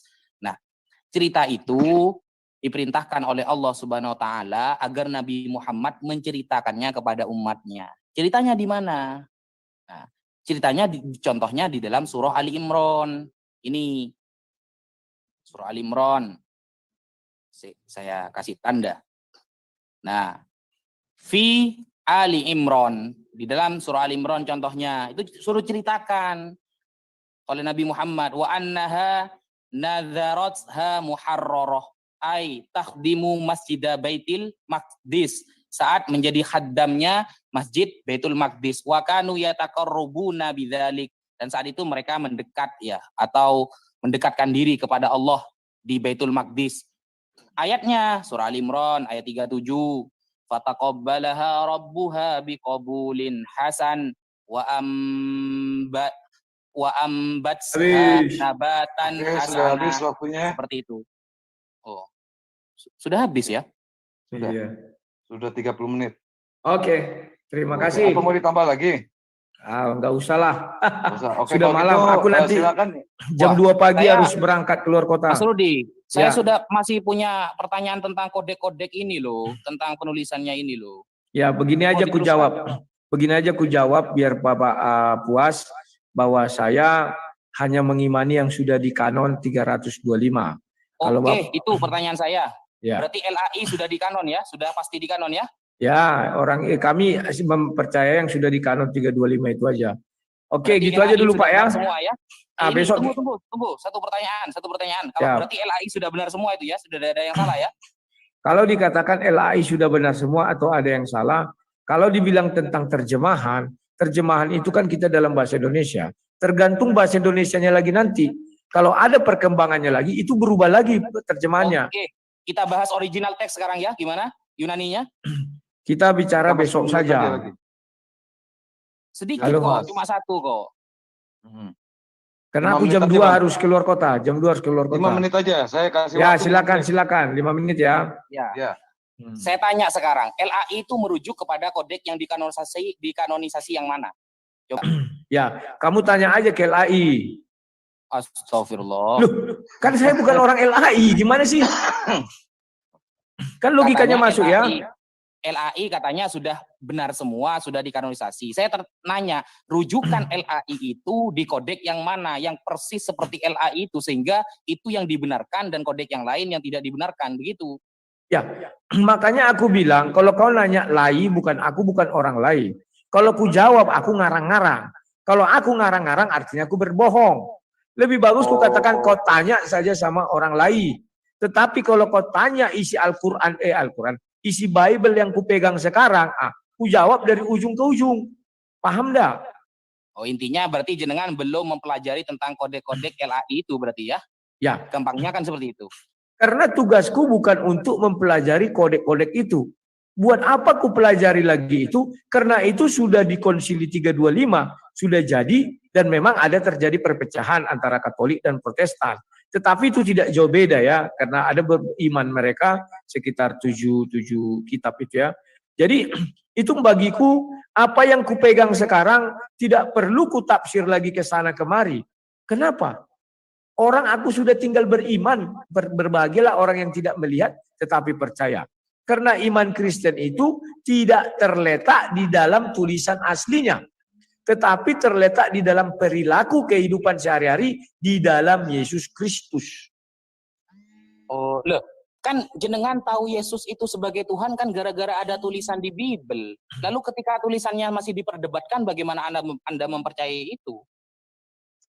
Oke, saya memang mengetahui Yesus sebagai Tuhan karena ada tulisan di Bible. Tetapi perlu diingat, bukan dari perjanjian baru. Tetapi justru dari perjanjian lama. Kenapa saya katakan dari...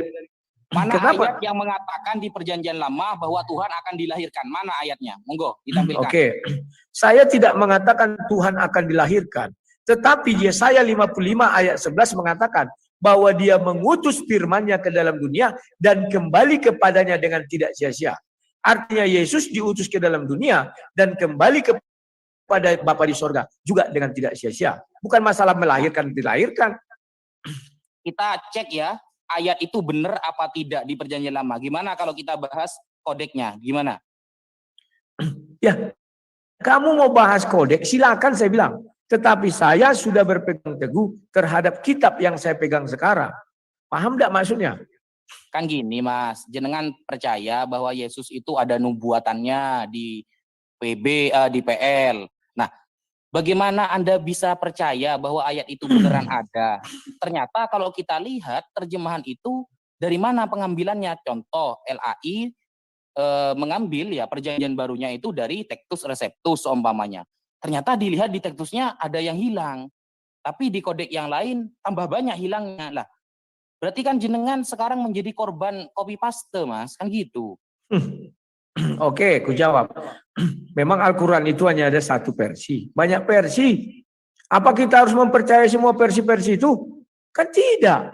Nah, mana yang kau bedanya, pegang sekarang, sebentar. Mana yang kau pegang sekarang, itulah yang kau imani. Tidak perlu harus kubuka versi si A, si B, si C, si D. Saya hanya bertanya apa yang kau pegang sekarang. Demikian juga kau bertanya kepada saya, apa yang saya pegang sekarang. Paham enggak? Nah, bedanya Mas, kalau Al-Quran itu ada istilahnya ilmu qiraah sab'ah. Rasulullah sudah bersabda, unzilal Quran ala sab'ati ahrufin. Quran itu diturunkan menggunakan 7 dialek. Dan itu menggunakan sanad perantaian periwayatan yang ketat. Sehingga kalau saya membaca sesuai dengan riwayat Asim biriwayati Hafs, itu ada sanadnya sampai kepada Rasulullah. Orang-orang yang membaca dengan riwayat Nafi contohnya ya, atau Ibnu Katsir, atau Ibnu Umar, atau Hamzah, itu juga memiliki sanad kepada sahabat Abdullah bin Mas'ud, sahabat Abdullah bin Mas'ud kepada Rasulullah. Sedangkan Bible, Mas, sedangkan Bible ya, kalau dilihat dari kodeknya tidak ketemu, maka dari mana munculnya ayat itu? Kan begitu, Mas. Oke, sekarang kau mengatakan itu di dalam ajaran Islam. Allah berkata apa? Al-Quran diturunkan dalam satu bahasa Arab yang bisa dimengerti. Sekarang kau bilang ada 7. Jadi mana yang benar, hadis atau Al-Quran? Maka kalau saya buka nanti sama kamu, hadis itu sering melawan isi Al-Quran. Biar kamu tahu. Kita bahas ayatnya saja dulu, tidak usah lari ke hadis. Kita Al-Quran vs Bible dulu, penulisannya dulu. Jangan lari ke hadis tadi.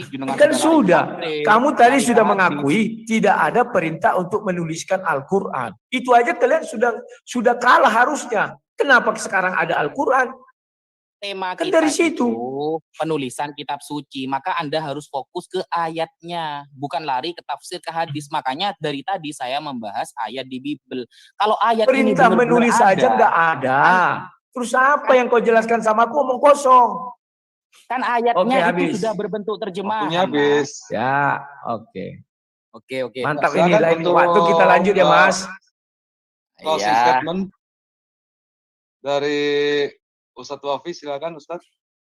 Saya belakangan saja. Saya mau Oh, minum belakangan. dulu. Oke. Berapa Kalau menit? gitu, Bang Rudi 2 silakan. menit aja, 2 menit aja. Iya, Aku duluan. silakan. Ya, 2 menit terima kasih kepada Zoom meeting ini. Saya nggak tahu punya siapa ini, tetapi saya mengucapkan terima kasih karena ngundang saya. Tapi dibilang tadi namanya MMCI. Ya. Kemudian terima kasih kepada moderator Sigema. Terima kasih kepada semua yang tadi berdiskusi sama saya. Namanya si Dedi apa namanya tadi itu ya? Dedi Aslandi. Hah? Dedi Aslandi. Ya mungkin itu. Ya, saya lihat dia begitu sopan. Itulah cerminan Islam yang sesungguhnya Islam. Jadi jangan sampai nanti keluar ucapan Mahatma Gandhi kepada orang Kristen. Saya suka Kristusmu, tetapi saya tidak suka Kristenmu. Jangan sampai ada ucapan orang seperti itu. Saya suka misalnya Islammu, tapi saya tidak suka kau. Katanya misalnya gitu ya. Jadi kawan-kawan, tolonglah kalian perhatikan kita untuk mengedukasi orang.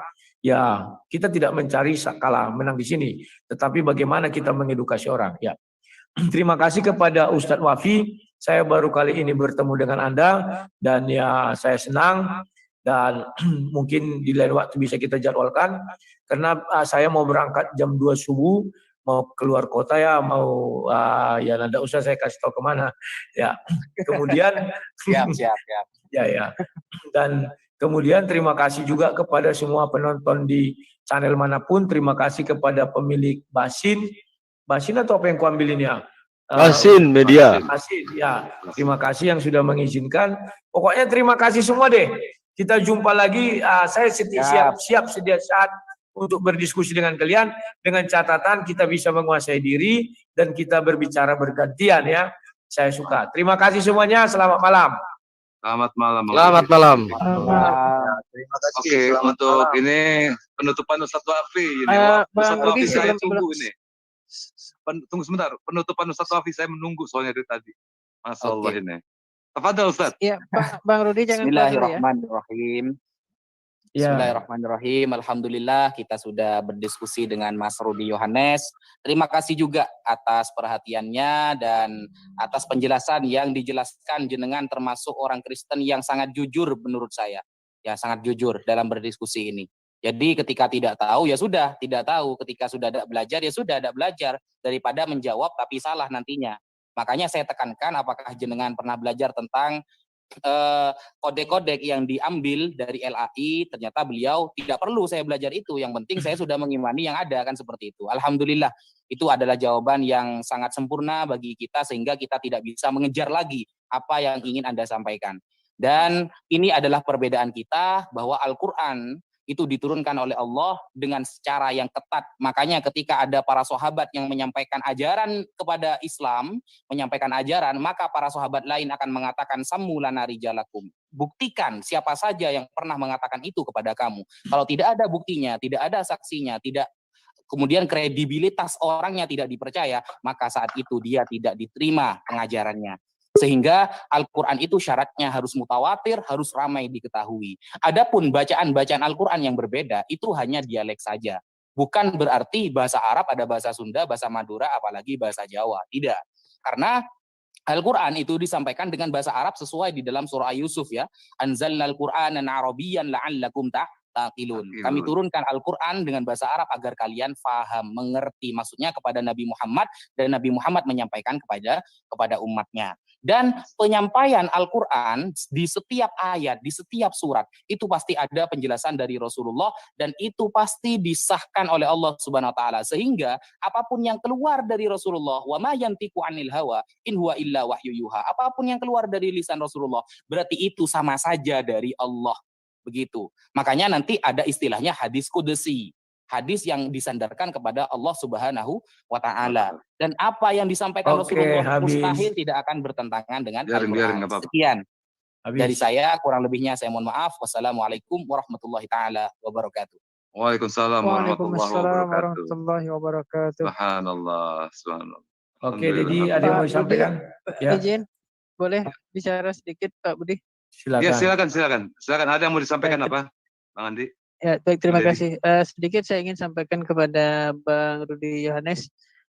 Saya mengucapkan ribuan terima kasih kepada Bang Rudi Yohanes yang sudah bersedia memenuhi undangan saya, gitu ya, untuk bisa hadir di Jim FMC ini. Saya berharap kedepannya Bang Rudi Yohanes bersedia gitu untuk hadir kembali di Jim FMC ini di waktu dan kesempatan berbeda dan tema yang berbeda. Terima kasih Bang Rudi. Siap.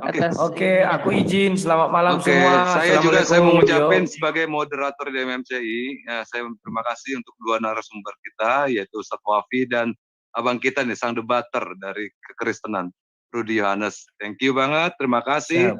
Semoga besok pagi dia bisa mencapai ke tempat yang dia tuju. Amin. Siap. Terima kasih ya. Sampai jumpa. Salam. Oke, sama-sama. Karena saya ini sudah miring otak